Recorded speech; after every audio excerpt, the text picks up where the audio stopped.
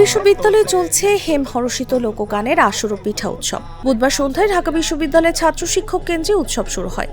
উৎসব উপলক্ষে টিএসসির পায়রা চত্বরে শীতকালীন বিভিন্ন পিঠা, মুখরোচক খাবার ও সাজগোজের সামগ্রীর স্টল বসেছে। সেখান থেকে বিশ্ববিদ্যালয়ের শিক্ষার্থী ও অন্যরা বিভিন্ন সামগ্রী কিনছেন। এছাড়াও টিএসসির মাঠে লোকগান, বাউল গান, লালনগীতি সহ বিভিন্ন ধরনের গানে মেতে উঠছেন শিক্ষার্থীরা। রাত ৯টা পর্যন্ত চলবে এই আয়োজন।